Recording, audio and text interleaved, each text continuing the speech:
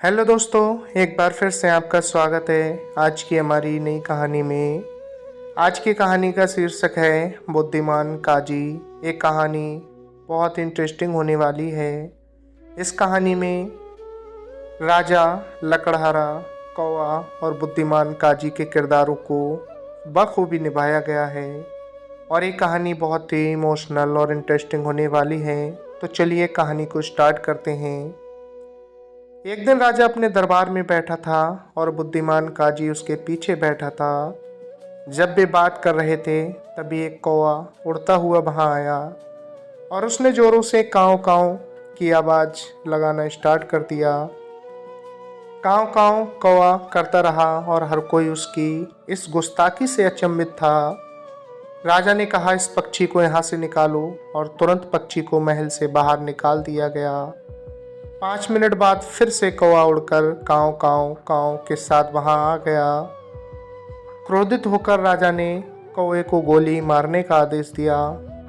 अभी नहीं महाराज, बुद्धिमान काजी ने रोका। शायद आपकी बाकी प्रजा की तरह से यह कौवा भी आपके सामने अपनी कोई फरियाद लेकर आया है। बहुत अच्छा, तो तुरंत इसकी जांच की जानी चाहिए। राजा ने आदेश दिया और एक सिपाही को ये पता लगाने के लिए नियुक्त कर दिया गया कि कौवा क्या चाहता है। जैसे ही सिपाही महल से निकला, कौवा भी उड़कर बाहर आया और सिपाही के आगे आगे नीचे उड़ता हुआ उससे निकट ही लगे हुए एक चिनार के सुंदर पेड़ तक ले गया। वहां पहुंचकर कौवा एक घोंसले में जा बैठा जो उस डाली पर टिका हुआ था जिसे एक लकड़हारा काट रहा था। पूरे समय कौवा बहुत जोर से काव काव करता रहा। सिपाही तुरंत सारी स्थिति को समझ गया और उस आदमी को डाली काटने से रोकने का आदेश दिया। जैसे ही आदमी नीचे जमीन पर पहुंचा, कौवे ने शोर मचाना बंद कर दिया। क्या तुमने वह डाली काटनी शुरू करने से पहले उस पर पक्षी का घोंसला नहीं देखा था? सिपाही ने पूछा। मेरे लिए एक पक्षी का घोंसला क्या है? आदमी ने बेअदबी से जवाब दिया।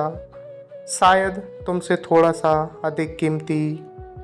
इस तरह से क्रोधित होकर सिपाही ने लकड़हारे को गिरफ्तार कर लिया और उसे राजा के पास ले गया तथा क्या हुआ था उसकी सारी सूचना दी।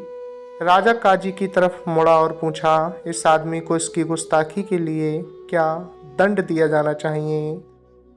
काजी ने जवाब दिया, महाराज, कुत्ते कभी कभी भौंकते हैं। अगर इस आदमी को पहले से पता होता कि सिपाही इस राज्य के आदेश का पालन कर रहा था और अपना खुद का हुक्म नहीं चला रहा था तो किसी भी प्रकार की गुस्ताखी नहीं होती।